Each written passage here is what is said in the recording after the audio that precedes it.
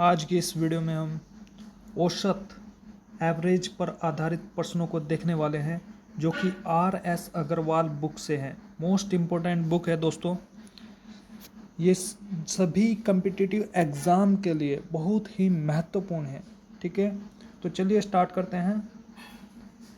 Question है हमारे सामने 76, 48, 84, 66, 70 और 64।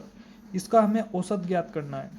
दोस्तों, जब भी संख्याओं के बीच में डिफरेंस समान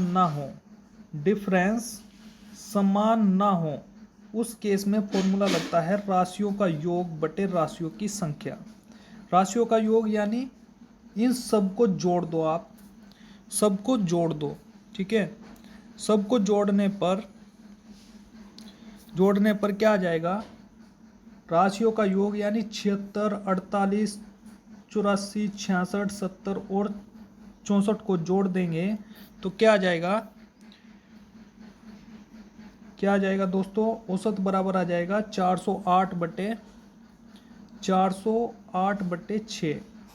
काट देंगे इसको, 6 से डिवाइड करेंगे 408 को, कितना आ जाएगा? 68। ये आ जाएगा आपका आंसर।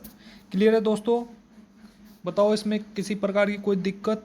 सीधा हमें फॉर्मूला लगाना है राशियों का योग, यानी सभी जो संख्याएं दी गई है उन सब को जोड़ दो बटे राशियों की संख्या। और यहाँ से एक और फॉर्मूला भी बनता है। कौन सा? इसके बटे में 1 कर देंगे, क्रॉस गुना कर देंगे दोस्तों। ठीक है, राशियों का योग बराबर क्या आ जाएगा? योग बराबर आ जाएगा दोस्तों औसत इंटू राशियों की संख्या। क्लियर है? नेक्स्ट क्वेश्चन क्या है दोस्तों? प्रथम 100 धन पूर्णांकों का हमें औसत ज्ञात करना है। प्रथम 100 धन पूर्णांकों का क्या करना है? औसत ज्ञात करना है। देखिए दोस्तों, 1, 2, 3, 4 मतलब डैश डैश 100 तक ज्ञात करना है ना। अब आप अगर यहाँ ध्यान से देखें, ध्यान से देखने पर हमें पता चलेगा प्रत्येक अगले पदों के बीच में अंतर क्या है? 1 है, यानी समान अंतर है। और जब समान अंतर हो तब फॉर्मूला लगेगा दोस्तों पहली संख्या प्लस दूसरी संख्या बटे 2, यानी 1 प्लस लास्ट वाली संख्या बराबर क्या आ जाएगा? 101 बटे 2। इसको डिवाइड करने पर क्या आ जाएगा दोस्तों? आंसर 50.5। ये आ जाएगा आपका आंसर। नेक्स्ट क्वेश्चन क्या आ जाएगा दोस्तों? नेक्स्ट क्वेश्चन हो जाएगा आपका, ये देखिए आप, नेक्स्ट क्वेश्चन, प्रथम 9 अभाज्य संख्याओं का औसत। अभाज्य संख्या कौन सी होती है? सबसे पहले तो ये पता होना चाहिए जो केवल अपने आप से कटती है, जो केवल अपने आप से डिवाइड होती है। तो कौन कौन सी हो गई? 2, 3, 5, 7, 11, 13, 17, 19 और 23। अगर आप यहाँ पर देखें, आप यहाँ पर देख पा रहे हैं कि प्रत्येक अगले अंतर समान दिखाई दे रहा है, लेकिन दोस्तों यहाँ देखिए 13 और 17 के बीच में 4 का डिफरेंस है, यहाँ पर 2 का डिफरेंस है। 19 और 23 के बीच में 4 का डिफरेंस है, यहाँ अंतर 2, यहाँ 4। जब अंतर समान ना हो तब क्या लगता है फॉर्मूला? क्या काम करेंगे दोस्तों? सबको जोड़ दो और बटे में राशियों की संख्या। बटे में 2 तो उसमें आता है दोस्तों जब अंतर समान हो, पहली संख्या और लास्ट वाली संख्या बटे 2 उसमें आता है। लेकिन इसमें क्या है? राशियों का योग बटे राशियों की संख्या। राशियों की संख्या का मतलब क्या है? ये संख्याएं कितनी है? 1, 2, 3, 4, 5, 6, 7, 8, 9 है, तो 9 से डिवाइड कर देंगे। जब अंतर समान ना हो तब ये फॉर्मूला लगता है। तो 100 बटे 9 यह आ जाएगा 11 सही 1 बटे 9। क्लियर है दोस्तों? नेक्स्ट क्वेश्चन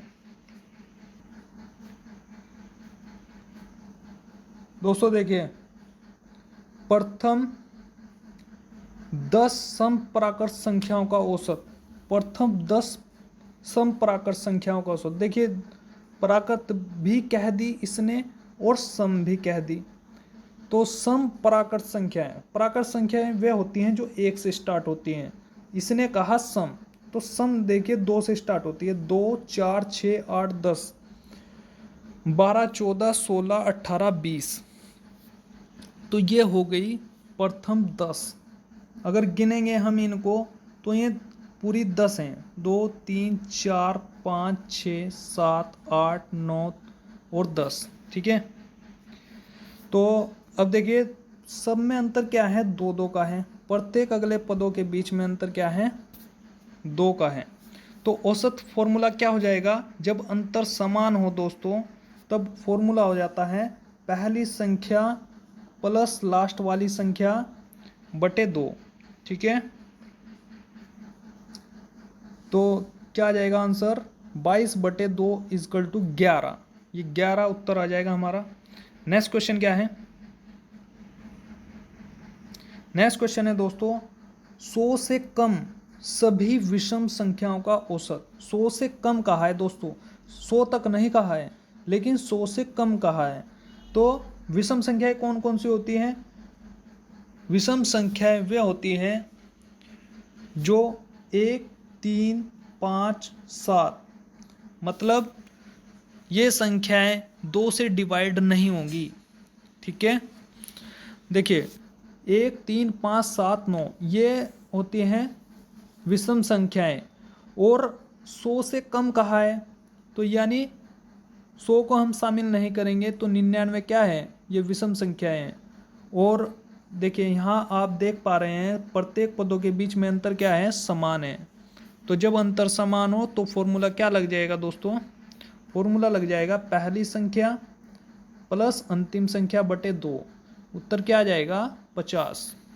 क्लियर है। नेक्स्ट क्वेश्चन, नेक्स्ट क्वेश्चन क्या है, 50 तक की सभी समप्राकृत संख्याओं का औसत ज्ञात करना है। पहली संख्या देखिए 50 तक की समप्राकृत कह दी है इसने, सम संख्या। सम संख्या कौन कौन सी होती हैं, 2 4 6 8 और 50 तक कहा है मेरे भाई। 50 तक यानी 50 तक का मतलब क्या है जी, इस तक ने खेल बदल दिया सारा। जब इसने तक लगाया ना इसमें, तो इसका मतलब क्या है, 50 तक ही लेनी है, 50 से ज़्यादा नहीं लेनी है मेरे भाई। ठीक है, यानी 50 उसमें शामिल होगा।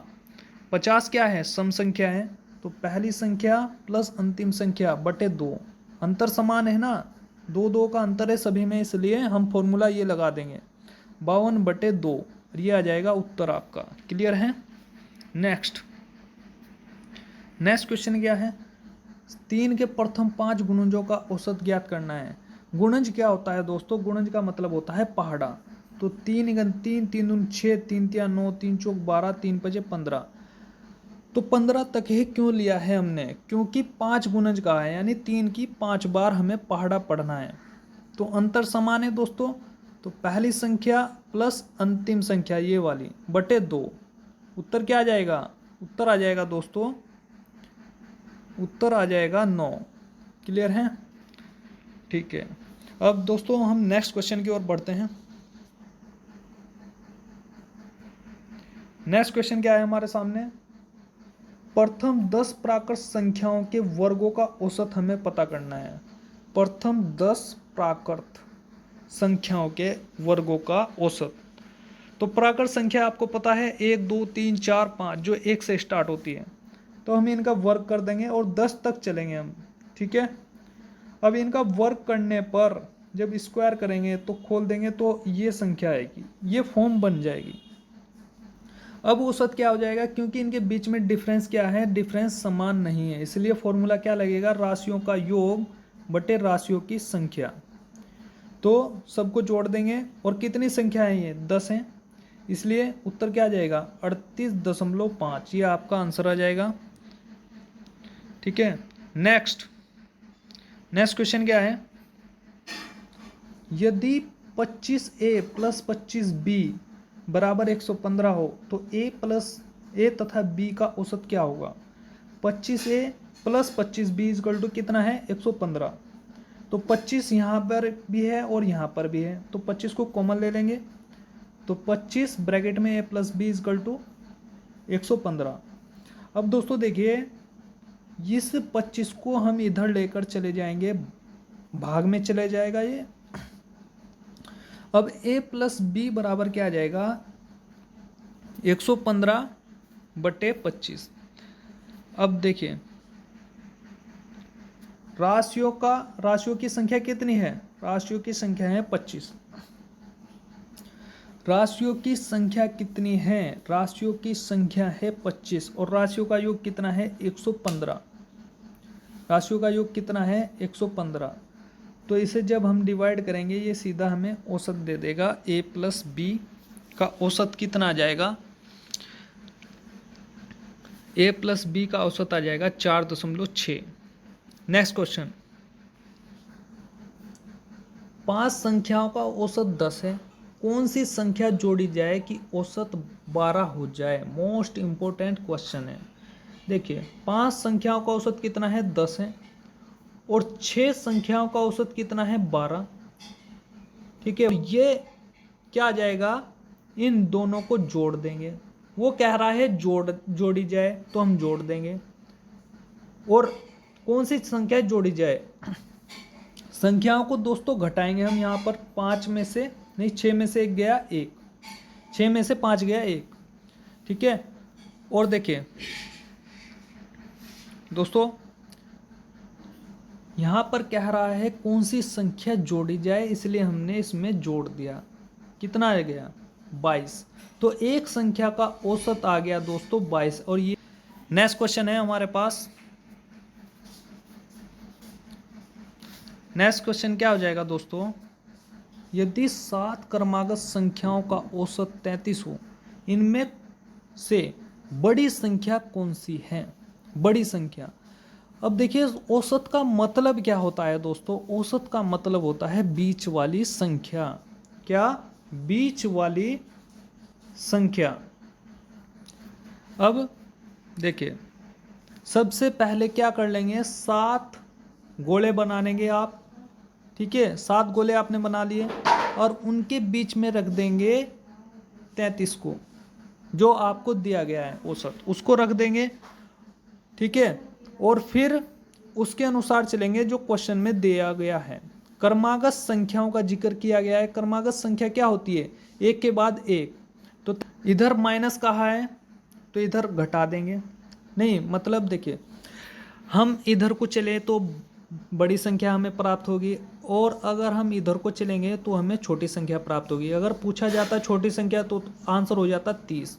बड़ी संख्या कहा है तो आंसर हो जाएगा 36। क्लियर है, बात समझ में आई कि नहीं आई। देखिए दोबारा आपको बता देता हूँ। सबसे पहले 7 गोले बना देने हैं जितना क्वेश्चन में कहा गया है। अगर कहता 8 क्रमागत संख्या तो 8 गोले बनाते, 5 क्रमागत कहता तो 5 गोले बनाते। ठीक है, औसत का मतलब होता है बीच वाली संख्या। तो जो औसत दिया गया है उन गोलों के बीच में रखना है। अगर होता 5 गोले, ठीक है, मानने की बात इसमें 5 कहता, तो हम इस औसत को कहाँ पर रखते, तो हम औसत को रखते यहाँ पर बीच में। सपोज अगर इसमें कहता 4 संख्याओं का औसत, 1 2 3 4, तो फिर हम इस औसत को यहाँ पर रखते। क्लियर है, क्लियर है। ठीक है दोस्तों, नेक्स्ट क्वेश्चन की ओर बढ़ते हैं। नेक्स्ट क्वेश्चन है हमारे पास 12वां। 4 क्रमागत संख्याओं, सम संख्या कह दिया इसने, सम, मोस्ट इंपोर्टेंट, सम संख्या औसत कितना है 27। अब देखिए वही क्वेश्चन आ गया है जो मैं आपको बता रहा था अभी। इसने कहा है 4 गोले हैं, 1 2 3 4, 4 संख्याओं का क्रमागत सम संख्या कहा है इसने, सम संख्या। तो हमने बीच में रख दिया जो औसत दिया गया है 27 रख दिया। अब 27 के बाद हम क्या जोड़े कि सम संख्या आनी चाहिए। 27 के बाद हमें सम संख्या ढूंढनी है तो 28 आती है। फिर 28 के बाद 29 आता है, लेकिन 29 सम संख्या नहीं है इसलिए 30। तो पूछा गया है बड़ी संख्या, तो बड़ी संख्या हो जाएगा आंसर।